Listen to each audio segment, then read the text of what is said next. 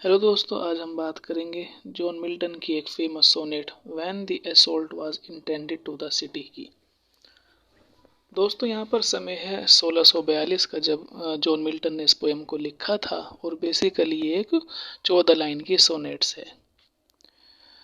तो 1642 में आप जानते हैं कि लंदन के अंदर सिविल वॉर छिड़ी हुई थी। तो सिविल वॉर के समय पर जॉन मिल्टन ने इसको लिखा है और ये चार्ल्स फर्स्ट के लिए इन्होंने लिखी थी।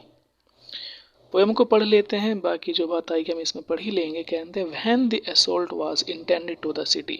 असॉल्ट मीन्स हमला, कि जब भी शहर के ऊपर हमला होगा तो उस समय चार्ल्स फर्स्ट के लिए एक मैसेज है जो कि वो बताना चाहते हैं। और जॉन मिल्टन ने इसको अपने दरवाजे के ऊपर जो टांगा हुआ था कि अगर कभी भी हमला होता है शहर के ऊपर तो जो चार्ल्स फर्स्ट है वो इसको पढ़ेगा और शायद वो उनके घर के ऊपर और उनके ऊपर रहम करेगा। देखते हैं कि कैप्टन और कर्नल और नाइट इन आर्म्स। कैप्टन के चाहे इस चिट्ठी को पढ़ने वाला कोई कैप्टन हो, कर्नल चाहे कोई कर्नल हो, और नाइट इन आर्म्स चाहे वो हथियारबंद कोई नाइट हो, यानी जो कोई भी इस चिट्ठी को पढ़ रहा है। तो तीनों के नाम लिए है, कोई कैप्टन पढ़ रहा हो, कोई कर्नल पढ़ रहा हो, या कोई हथियारबंद नाइट पढ़ रहा हो। कहते हैं whose chance on these defenseless doors misses। Defenceless doors, आपको ध्यान रखना है कि डिफेंडलेस डोर्स के जो घर है ये एक पोएट का घर है, एक शायर का घर है, और ये डिफेंडलेस डोर है, यानी इन दरवाज़ों की सुरक्षा करने वाला कोई नहीं है। ठीक है, तो तुम जो हो इस डिफेंडलेस डोर के ऊपर आ गए हो क्या करने के लिए? मेसीज, इसको ख़त्म करने के लिए, है ना। तो तुम एक डिफेंडलेस दरवाजे के पास खड़े हुए हो जो कि जिसकी कोई सुरक्षा करने वाला नहीं है। तो ये बात ध्यान रखना। If deed of honour did you thee ever please. और अगर तुमने कभी कोई काम ऐसा किया हो, एवर प्लीज, जो तुम्हें हमेशा खुश करे, कि अगर तुम कोई ऐसा काम करना चाहते हो जो तुम्हें खुश करे हमेशा के लिए, तो क्या करो? गार्ड देम, कि इनकी हिफाजत करो। बेसिकली वो हिफाजत करने की बात करते हैं पोइट्स की, शायरों की, कवियों की, कि जो कवि है इनकी हिफाजत करो, इनकी सुरक्षा करो। And him with in protect from harms, और उसको हर हार्म से, हर नुकसान से हिफाजत करो, है ना।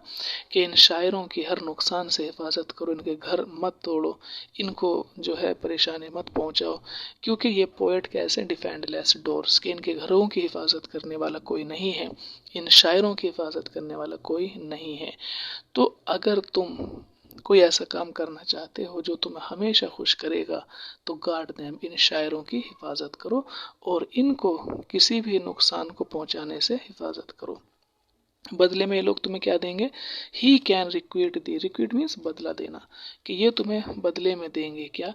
For he knows the charms that call fame on such gentle acts as these. ये कह रहे हैं कि वो बदले में तुम्हें फेम देंगे, शोहरत देंगे, है ना, क्योंकि शायर हैं, ये लिखते हैं, किताबें लिखेंगे और किताबों में तुम्हारा नाम लिख देंगे, और इससे तुम्हें क्या मिल जाएगी? एक शोहरत मिल जाएगी। And he can spread Dai name, और वो तुम्हारा नाम फैला देंगे। कहाँ? ओवर लैंड्स एंड सीज, कि वो ज़मीन के ऊपर तुम्हारा नाम फैलाएंगे, एंड सीज, और समुंदर के ऊपर तुम्हारा नाम फैला देंगे। कि अगर तुम इन पोएट्स की हिफाजत करोगे, इनको सुरक्षा दोगे, इनके घरों को नहीं तोड़ोगे, तो ये तुम्हें फेम देंगे, और एक ऐसी फेम कि तुम्हारा नाम ज़मीन के ऊपर भी फैल जाएगा और समुंदर के ऊपर भी फैल जाएगा। Whatever clime the sun's bright circle warms, whatever clime, चाहे क्लाइमेट कैसा ही क्यों ना हो, मौसम चाहे कैसा ही क्यों ना हो, तुम्हारा नाम हमेशा ही सूरज की तरह चमकेगा, है ना। कि तुम्हारे नाम को ऐसा बना देंगे कि तुम्हारा नाम सूरज की तरह चमकता रहेगा। Lift not the spear against the muse bower, muse संगीत की देवी, शायरी की देवी। तो लिफ्ट नॉट द स्पीयर, तुम अपने भाले को मत उठाओ, है ना, अपने भाले को मत उठाओ। किन के खिलाफ? अगेंस्ट द म्यूज बावर, के इन शायरों के खिलाफ, के जो संगीत की देवी को मानने वाले लोग हैं, मौसीकी से जुड़े हुए लोग हैं, शायरी से जुड़े हुए लोग हैं, पोएट हैं, कवि हैं। तो इनके खिलाफ तुम अपने भाले को मत उठाओ, यानी इनके खिलाफ जंग मत करो, है ना। अब एग्जाम्पल देकर समझाते हैं कि द ग्रेट इमेथियन कंकर बिड स्पेयर के जो ग्रेट इमेथियन कंकर, इमेथियन यहाँ पर अलेक्जेंडर महान का नाम यहाँ पर लेते हैं, सिकंदर महान जो है, कि सिकंदर महान ने भी बिड स्पेयर अपने भाले को दूर रखा था द हाउस ऑफ पिंडारस, पिंडारस के घर से, कि सिकंदर महान ने भी अपने भाले को पिंडारस के घर से दूर रखा था, है ना, क्योंकि पिंडारस आपको पता है कि इनका घर थीब्स में था। तो जब सिकंदर महान ने थीब्स को जीता तो उन्होंने पिंडारस के घर को छोड़ दिया था, उसको तोड़ा नहीं था। When the temple and tower went to the ground, जबकि हालत ये हो रही थी कि जो टेम्पल है, जो मंदिर है, जो चर्च है, जो दूसरी चीजें हैं उस समय की, उनको सबको तोड़ा जा रहा था, कि जब टावर को और टेम्पल को तोड़ा जा रहा था उस समय पिंडारस के घर को छोड़ दिया गया था। किसके द्वारा? इमेथियन कंकर यानी सिकंदर के द्वारा। And repeated air of sets of Electra poets and power, and repeated air of said Electra, ये कह रहे हैं इलेक्ट्रा पोइट, ये जो है इलेक्ट्रा पोइट, यहाँ पर आपको ये भी एक रेफरेंस है। इलेक्ट्रा ये एक ट्रेजेडी है, और ट्रेजेडी के अंदर जो कोरस है, जो उसका फर्स्ट कोरस है, उसकी कुछ लाइनों को पढ़ा गया था, और उसकी लाइन को पढ़ने की वजह से क्या हुआ था, एथेनियन वॉल्स के, जब एथेन के ऊपर जो है हमला हुआ, तो इन पोएट को, इन लाइन को जब पढ़ा गया इलेक्ट्रा की, तो उस समय एथेनियन दीवारों को गिरने से बचा लिया गया था, फ्रॉम रूइन बेयर, यानी उनको बर्बाद होने से बचा लिया गया था। तो एथेनियन की दीवारों को सिर्फ इसलिए बचाया गया क्योंकि इलेक्ट्रा के अंदर कुछ लाइन है जो कि कोरस जो है पढ़कर बोलता है, उसमें फर्स्ट कोरस है उसका, तो उसकी वजह से एथेन की दीवारों को महफूज रखा गया।